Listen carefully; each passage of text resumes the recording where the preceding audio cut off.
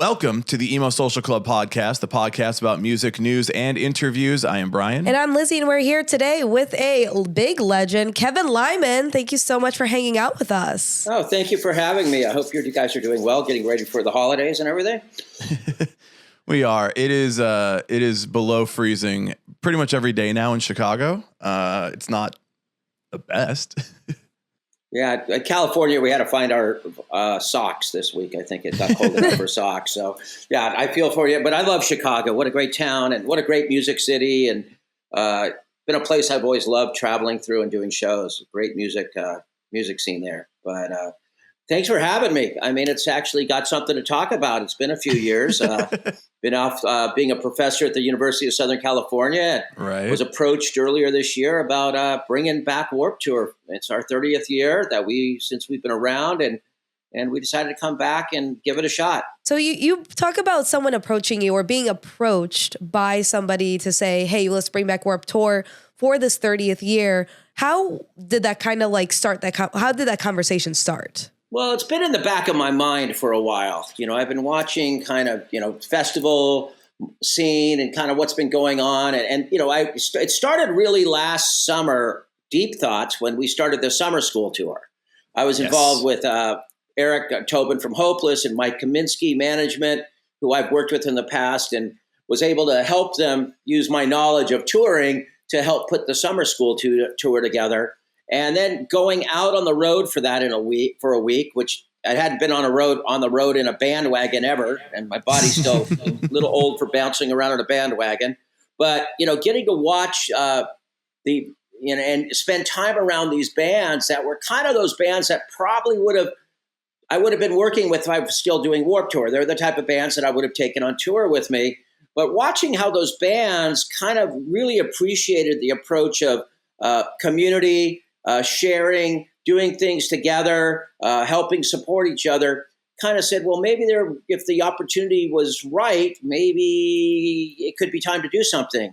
I had discussions with other people, but I'm very careful with bringing Warped Tour back because, there was so much around the Warped Tour that wasn't just the bands on the stages that people might not understand. And if we came back abruptly and eliminated all that, I don't think it wouldn't do what we did, the legacy right of the Warped Tour.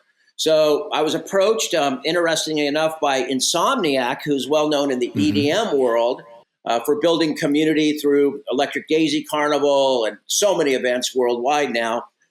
Pasquale, who owned that, but Maureen Volker, who works there now, used to work on Warped Tour and in the early 2000s.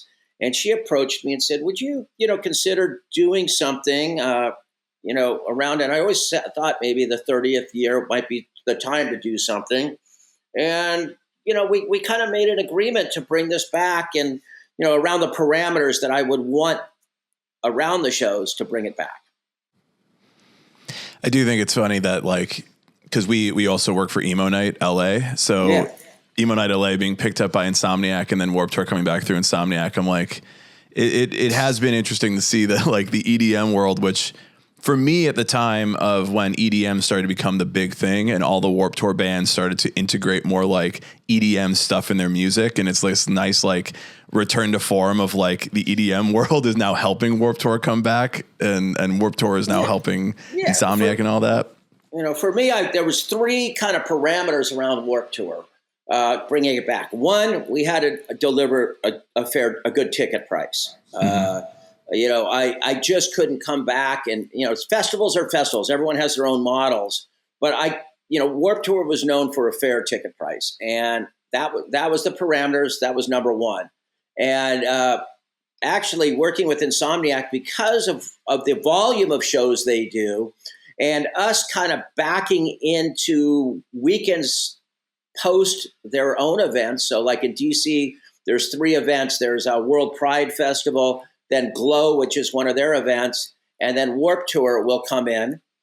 We can amortize the cost of everything from a foot of fence to a trailer to a forklift. A lot of people don't realize that all those things are getting more and more expensive, but if we could share them over 3 weeks, that helped with one part of the ticket price that we were looking at doing. So that was really helpful. And their production team understands Warped Tour. So it's been a pretty good transition, being able to figure out how to work with them. The second one was I have to deliver a lineup of bands, and yeah, of course. I know this is going to be coming out in early January when the lineup is going to start being dropped. So of course, we're going to cut this part out, but if you can tell us like every band that's playing from memory. But obviously, yes, like you said with Summer School, and we talked with Tobin and Mike at that time too, when that tour was going on. And, it was really nice to see that there is still this interest in newer bands, newer artists, and also, benefited by some bands that have been around for a little bit longer to also break some new artists into the scene. And obviously that was Warped Tour for me growing up. That was what it was when I went and I said, I'm going to just walk by the stages and see who I see. I'm going to check out bands I've never seen before. And obviously that's like the ethos of Warped Tour from what I remember. Yeah. So, when I'm in the booking process of all this, it was, we need to pay homage to the history of Warped Tour in a way. But for me, it was looking forward to the future artists and community moving forward of this world. So it was a little, just the balance of trying to figure out, one, the bands that really wanted to be part of this, because some of them would have to maybe not negotiate as hard financially to be part of it, understanding where the ticket price was, and then trying to cross the genres of music that we had, because we were always a very eclectic lineup. Yes. And then kind of looking at those bands, going forward. So, it was interesting putting this together because Summer School will be going out again next summer. But I went to everyone, the Sad Summer people and people like that, and said, why don't you route your tours through those Warp dates and be part of, show that we could build this community back together and work strong and bring maybe new kids out to shows and fans out to shows. And overall, it's been, fun re-rallying those people that I worked so closely with for so many years. Also with picking and choosing some of these different artists, especially from the Summer School tour, there was Magnolia Park, Scene Queen, and the home team. When it comes to kind of choosing who is going to go on either of these tours, Warped Tour or Summer School, what is something that you're always looking for when you're making that type of decision? For me, it's always got to be about a great live show. You've got to be able to pull it on stage and or have that potential to really develop that live show. I really think a band like last summer, a band like Honey Revenge, who kind of came out and I really think they developed into that future live band by being challenged each day to win over fans of other bands. People that might not have known them, I saw gravitating to them and their live show getting better and better and better. In some ways, when Eric and Mike look at it as who has that social media following, who has those followers that we can go tap into to try to bring this tour together. So I always look at it from a live side, because I don't think really you could have ever performed on Warped Tour and had success if you didn't have a good live show. I remember that. Yeah. There was always I think there were a lot of bands that played Warped Tour that were always very exciting. They were very for lack of a better word, dangerous. There's always that the band is going to get your attention because you're just wandering around and you might be walking by and you might not stop to watch them. And then you see them doing some crazy stuff on stage. You're like, I gotta watch this band because this band might be the next thing. Exactly. I got to spend a few minutes with that band. So that's really been the kind of booking process. I think, having Summer School route through this summer with some of those young acts that'll be out on that will be great for them. And also, trust me, I'm not going to tell you who, but some of those bands you saw last summer will probably be out on some of those stages this summer on Warped Tour. Well, we also saw on TikTok with the Warped Tour TikTok page, they've been kind of doing some teases allegedly of people who may or may not been on there. And in the comments, at least for one particular artist that is being teased, there's been a lot of bad pushback, despite the fact that this person does pull and put on a pretty good live show. What has been kind of your outlook on that, especially with a lot of people now being more upset that this type of subculture that we've been in for so long is more in the mainstream again as it was decades ago? You know, I honestly, this time around, I don't really read social media, to be honest. I got caught, not understanding it like so many. And to be honest, it was that 2017 or so period of Warped Tour when a lot of I wasn't trained in this, just like you weren't trained in this at growing up. You had to grow up in that world. And unfortunately, I was a older adult that was witnessing that world. Going into this, I know people are not going to be, some people are not going to be happy. You're never going to make them happy. And they get attention from complaining online. Kind of on a mission right now to come back and bring back a great live show. So you can't really be too distracted by those people that complain. And if when we release the bands, we're thinking about a way to if some people are really, really unhappy, we'll figure out a way to either do something for them or whatever, and see if we can make them happy. If not, I'm not going to stress on it too much. I think that we're going to give people a good day. And right now, I think going forward, right now, all of us need a great day. I think we're opening up to bringing people back to festivals that maybe can't afford to go to festivals right now. Economy we talk about but I think people are looking at their credit cards and maybe they don't want to go really deeply into debt to go to a music festival. So if we could deliver a fun day for people or a fun couple days, I think we'll accomplish what we wanted to do. I think comparatively too, when this ticket price came out, it's like around, I believe, like $150 for 2 days. And I saw that. I said, that's a steal, because comparatively, what we paid over the years for different music festivals, it's gone up from $200 to now $300 or $400 for one single day. Yeah.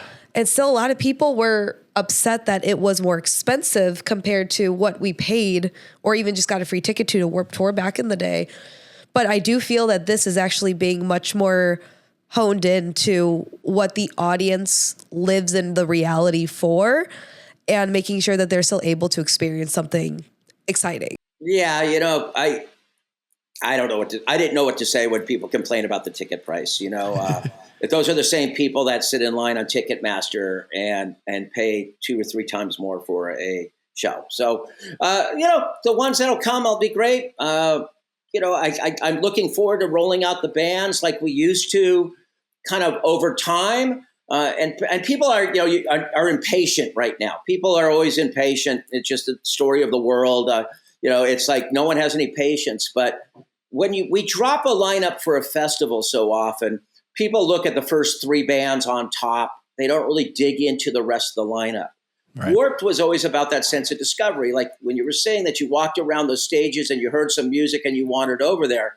We want to give each band a little moment to kind of highlight themselves on being part of this festival.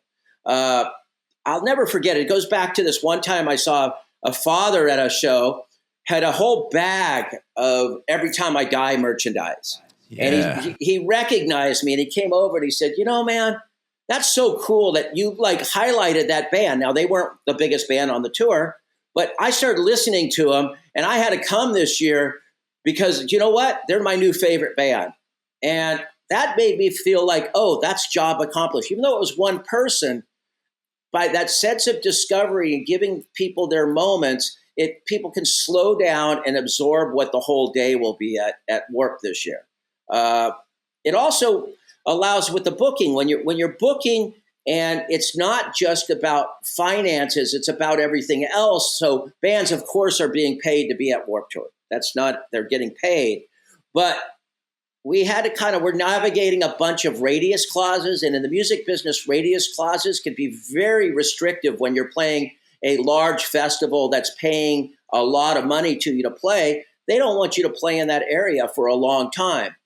We don't really care. We want bands to go out, do other things, do things. We'll announce them when we can, understanding that I understand that bands make money from playing live shows. So we made it as unrestrictive as possible, and we were even able to make it more unrestrictive once the tickets sold out.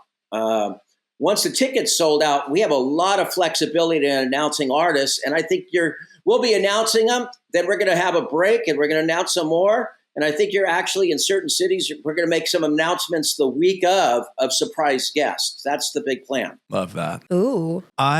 Speaking of radius clauses and being from the Midwest where, it's not coming to, so we got to fly out if we're going. Yeah, we have to figure out where we're going.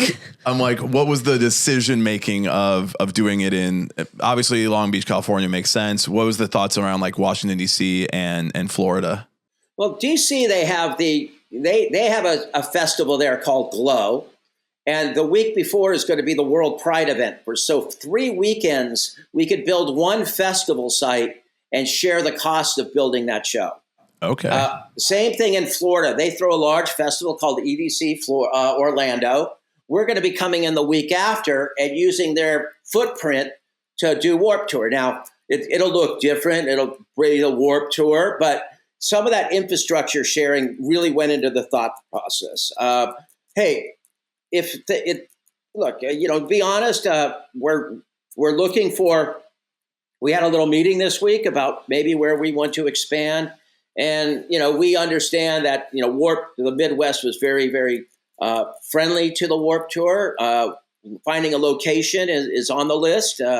I'd love to get back up into Canada. I think there's maybe a Northwest show. I don't think we're ever going to see I know we're never going to see a 37 city tour again, but maybe we, if, there seems to be the interest in it. So if we could deliver the show, I think I think we'll be able to find some other locations to do this. Chicago is we're very spoiled with a lot of shows here. So by no means I was like, oh man, it's not coming here. And it's not like I'm not flying out to Vegas or LA or somewhere else, throughout the year anyway. But, we're always like, hey, by the way, Chicago, you should maybe, do it here. Well, there's things about trying to make everything work. And you have a lot of festivals in Chicago and people talk. I believe in communication. I believe in talking to other festival producers. I've talked to many people who do festivals and, maybe, Chicago with Lollapalooza, with Riot Fest, some of those things. I don't want to get in a situation where we're competing for acts and things and bidding against each other. So there's no need for that. But you know what? There's a lot of great cities within a couple hours, a few hour drive from Chicago. And who knows, maybe Chicago. Chicago has this thing where it's like, if it's not happening directly down the street, I'm not going. Oh, I totally know that. Yeah, we used to sell like so many tickets in Chicago for a Warped Tour, and we'd come back 2 weeks later thinking like, oh, kids from Chicago had such a great time. It's only 70 miles till Milwaukee. And no one from Chicago would come up like hour and a half drive to go to a show. That one was a 50-50 because every year that I was going, because my first year I was going to my freshman year of high school, it's 2008, 2009. And I was like, I don't have a car or a way to get up here, but it seems like I also like the lineup a little bit more in Milwaukee. So how are we doing this right now? You're right. Well, yeah. So, that was always that thing because sometimes we'd have bands that, we can't play the Chicago show because we were playing one of the other festivals. And I'd be like, okay, you can have that day off, but hey, we can come play Milwaukee or something. So it was always it's kind of a juggling act putting these things together. And I think it's also a juggling act that when you try to be cognizant of the rest of the industry while you do this. It's easy if you just want to be a bull in the china shop and come in and do your thing and don't care what other people are doing.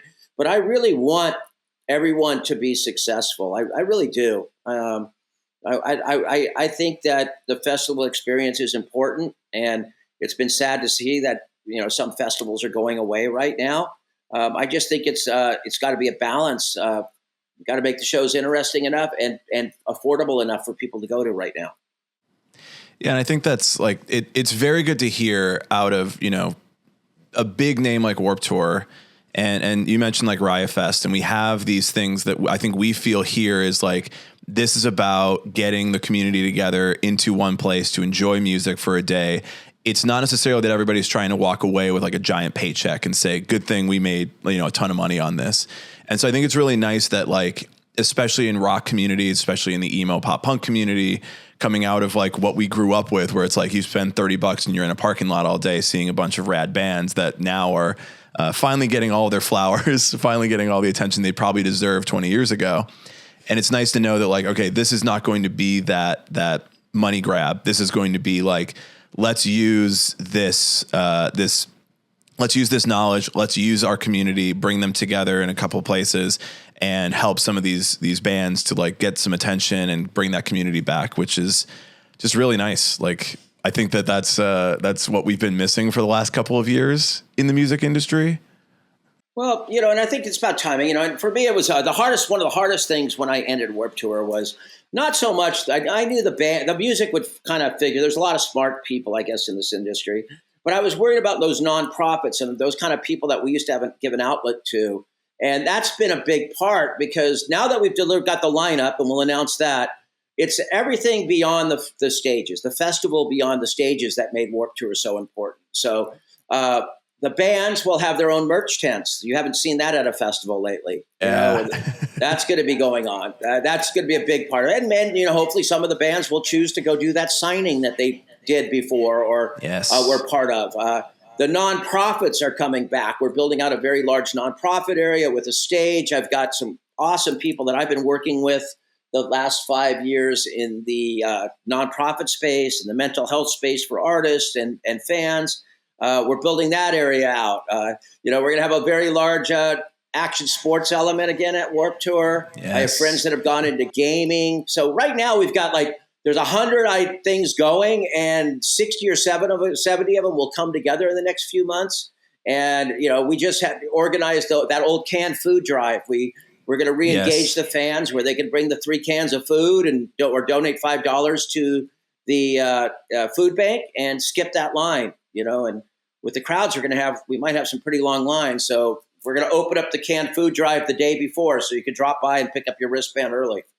Oh, that's amazing. I think that's really great, because I feel even now with a lot of different fests, and I think in general, since we got into post-pandemic life, we've seen so much differences in the way people attend shows and the way that people also interact with each other, that when we don't have that one main thing of basically humanitarianism that brings everyone together, we kind of fall apart as a scene, and then we lose our identity. And that's what at least I've kind of noticed a little bit when it comes to certain areas within this scene. So this could basically be this super glue, gorilla glue, bringing the scene back together and saying, "Hey, wake up! Like we gotta get back to what this was. We gotta get back to our roots." Yeah. Well, we're gonna give it a shot, and that's also empowering a new generation with their ideas. I don't want it to be exactly like we were. There's going to be lots of elements, because as I always say, you pay homage to that past. But we're tweaking things a little bit. It's been 5 years. I don't think the world's changed that much. I think it just needs to be re-engaged in some different ways. So we're getting there. We're getting there. And the nice thing is, we've still got 6 months before the first show, and we're working really hard. I mean, it's back to that, 10 hours a day when I can. I'm a full-time professor, so Tuesdays and Thursdays are locked up in school, but the students got a great education in how to put a festival together this last semester. Trust me, I'm also a professor, so I get where you're coming from. Yeah. It's really rough, but I also wanted to kind of relate that back to where the last handful of Warped Tours that we did have, you had this kind of educational aspect that people could sign up and go to different classes. Could we see that returning? Because I at least know, because I teach media studies in radio, so trying to give kids more of that extra outlet can sometimes be more expensive or hard to attain, especially in the Chicagoland area. Would that potentially be something that we could see resurging or coming back in some other way? I think we're readapting everything, because it was nice when we were on a 36 tour day, 36 city tour, and we could travel together and flush things out. I've got to tweak it a little bit. I think we're going to do some pretty fun stuff, especially in the local community with the cities that we go into, inviting students out for tours, sessions, learning about the business. I know that's going to be a key part of what I want to do. It just has to be adapted from a a 2-month tour to a weekend dates across the country. So it's going to be there in some element. We have a couple questions we're going to ask. These are more for like the short form content, TikTok stuff. The first question: what is the most emo song you are listening to right now? Oh gosh, my God. Oh my God, I've been listening to Teddy Swims lately. Yeah. Yeah, all the songs are a little emo. So, yep, they are. I've been kind of, it's interesting for me because this is not, all I was doing for so many years was booking bands to, listening to bands to book versus listening to bands to enjoy. Yeah. And I started listening to music again to enjoy. And now I'm kind of coming back, and I actually can enjoy some of those kind of things that, like summer school bands, I can appreciate that probably more than when I was at the end of the booking the last time. I can kind of listen to them in a different way, but that's a tricky song because lately I've been so sleeping has been a problem. So I just put on the sound of waves, so. That can sometimes be emo. You don't know what's out there in the water. Could be sad, could be terrifying. Yeah. I'm wondering what the next, we've had so many people this year say Chapel Roan. I'm wondering what the next like Chapel Roan, like every emo kid, every punk kid is like, no, I really like this one pop artist. So maybe it's Teddy Swims now. Well, Chapel Roan's, captured an imagination. I was lucky enough to go to a Taylor Swift show a couple of weeks ago in Toronto. Fascinating, fascinating from a cultural community standpoint. That's how I always look at it. And I looked at our community that when I was really with Warped, I felt we were kind of that same model, but, towards the underground versus a Taylor Swift, but how connected the fans needed to be to go to Warped Tour. Because if you were going with a group of friends, you wanted to make sure that you had your canned food or your old cell phone so you could all skip the line together. Then not announcing the set times. You had to kind of start figuring out your day together. So that community started to build before you even hit the front gates. And witnessing that last a couple weeks ago, just from the minute you got on the plane till the end of the show and in the community, it was kind of going, okay, all we're doing is we have those own things, and the more we can engage with them and communicate with them, the better off we all are. So can you tell us about the upcoming tour dates for Warped Tour? Yes, we're playing, it starts off in June in Washington, D.C., then we're jumping over to July in Long Beach, California, and then we have a weekend in November. So it's kind of spread out. People go, why? And I go, well, I still want to have my summer vacation as a professor, That's very fair and valid. I mean, you got to be on site the whole time too, not just the bands. Yeah, no, I, of course, will be there to open those doors and hopefully recapture those goosebumps I used to get every time we open the doors. Now, here's the thing. With the one in Orlando, will there be an official Warped Tour day at Disney World? There should be. Maybe if it's successful, we'll all go to Disneyland the next day. Yeah. There we go. There was a Warped Tour day at Six Flags in Chicago with like 303 and Ludo and somebody else. It was really weird, but it was fun. Right. Yeah.